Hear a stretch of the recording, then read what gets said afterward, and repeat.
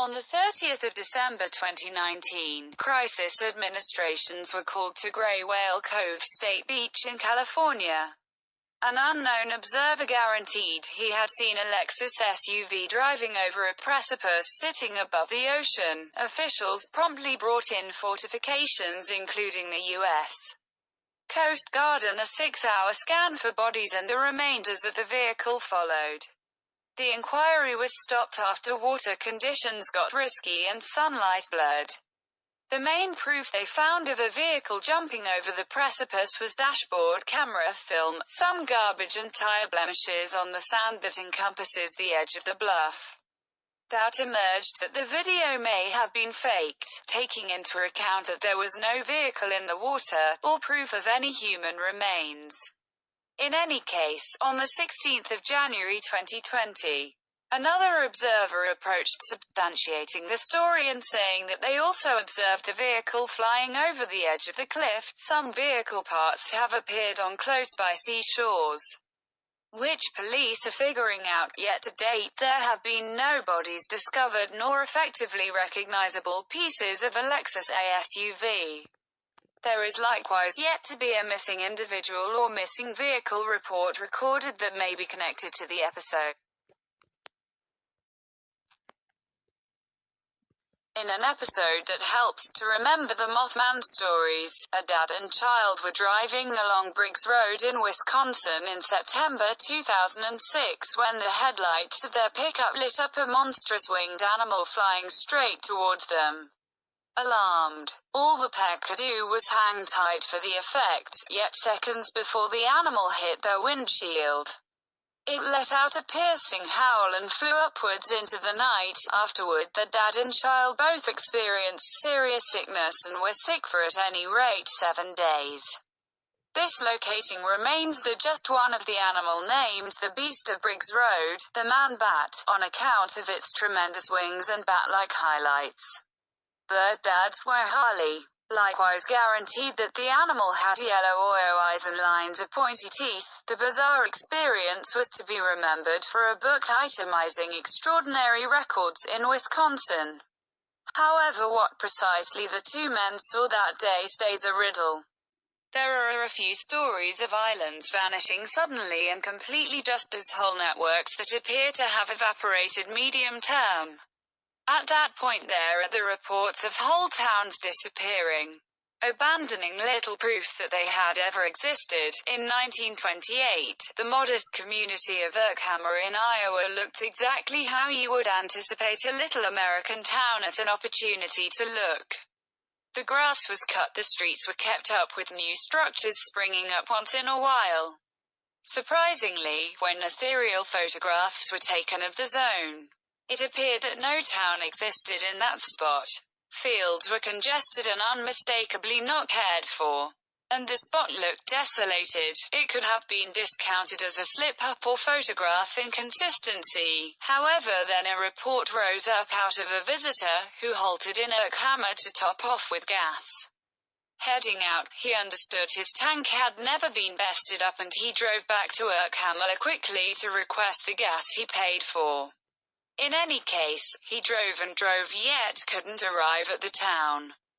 Coming up short on gas, he got out and strolled towards it, seeing it before him however incapable to arrive at it. More reports began rolling in from individuals driving past the town. They asserted that the spot was relinquished. An examination uncovered lines of houses without inhabitants. Others asserted they saw the town vanishing like a phantom.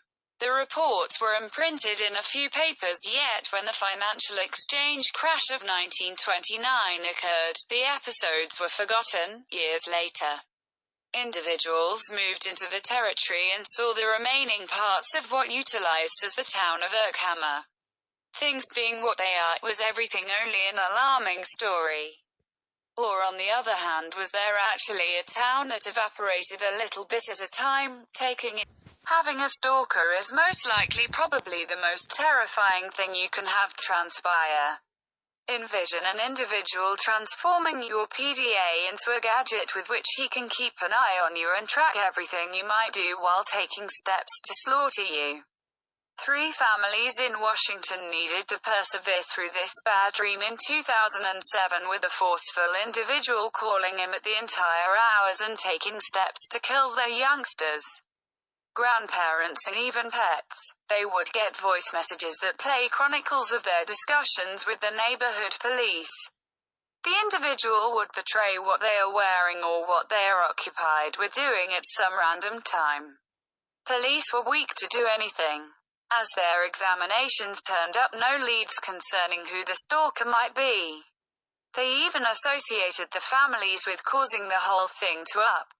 In any case, electronic reconnaissance specialists concur that telephones can be worked remotely, which implies the reports could in all likelihood be true. Whether this is a prankster that has gone excessively far, or a genuine stalker that intended to hurt the families, will presumably never be built up. The personality of the stalker stays obscure. At the Gregg County Historical Museum in Texas, extremely old iron casket is put away on the subsequent floor. Larry Corrington, who sits on the board of directors, invests a ton of energy at the Historical Center accomplishing charitable effort.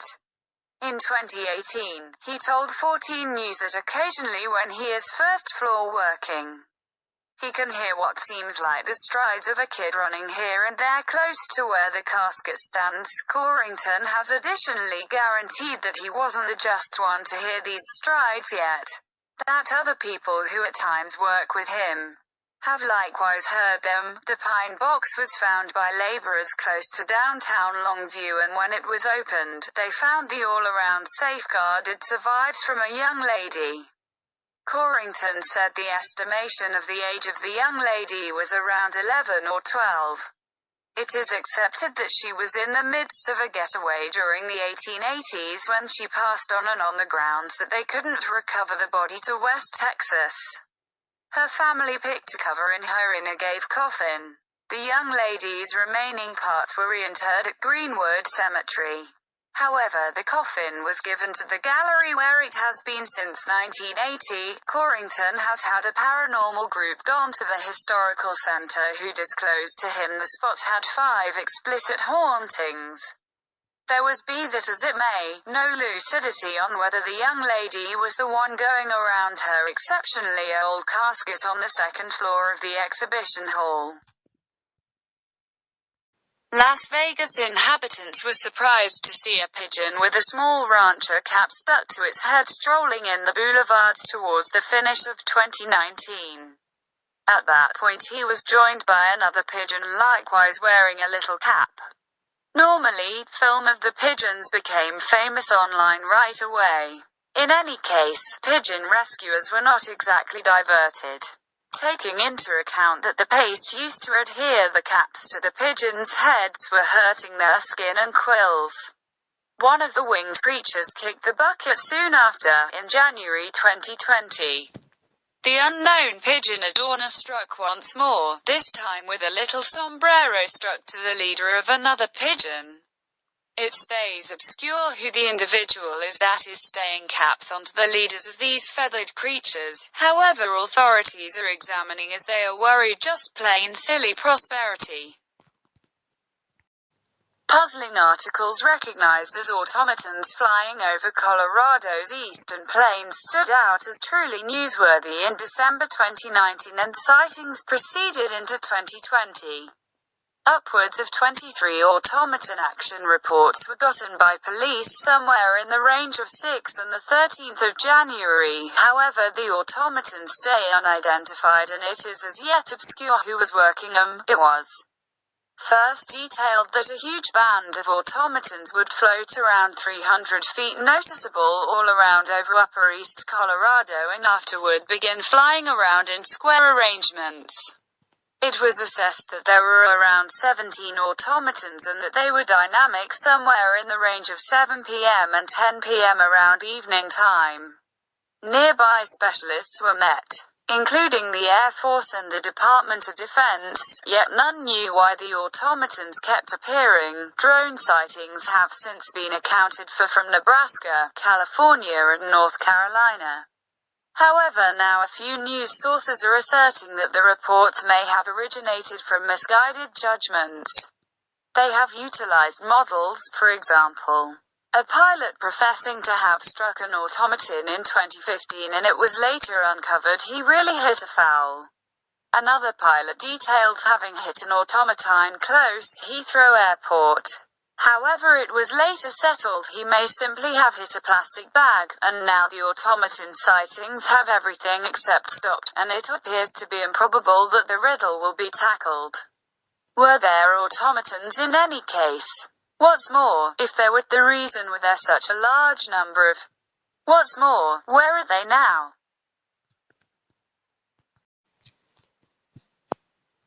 In 2017, recently discharged archives uncovered that an authority in Pittsburgh had among his assortments 2 Apollo period NASA PCs just as several tapes. These tapes may have had a connect to obscure data identifying with the investigation of Room. However, we'll never know now, since NASA requested the tapes to be demolished.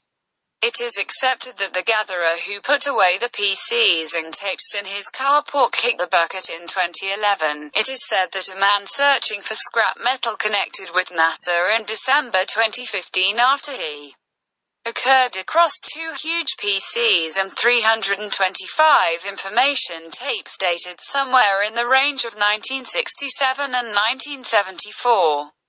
The PC names indicated that they initially had a place with the Goddard Space Flight Center. It stays obscure how the PCs and tapes wound up in a carport in Pittsburgh, as the PCs were extremely huge and overwhelming. The Inspector General at NASA redacted all data identifying with names, locations and contact subtleties before discharging any archives to the public. NASA's case is that the sequential number engraved on the PCs don't coordinate. Their records didn't agree with scheme. Scholars have persuaded the Space Office had something to cover up. Henceforth their request to annihilate the tapes. They are currently addressing whether the authority was genuinely only a gatherer. Since he clutched the tapes for more than 40 years, the data on the tapes will likewise perpetually stay a riddle. 18-year-old Joshua Maddox was a free soul who adhered to his own standards and was tremendously adored by his loved ones. Being an immense fanatic of nature, Joshua frequently took strolls and talked about one day going on an extraordinary experience. His siblings' suicide in 2006 hit him hard, yet he figured out how to begin pushing ahead once more.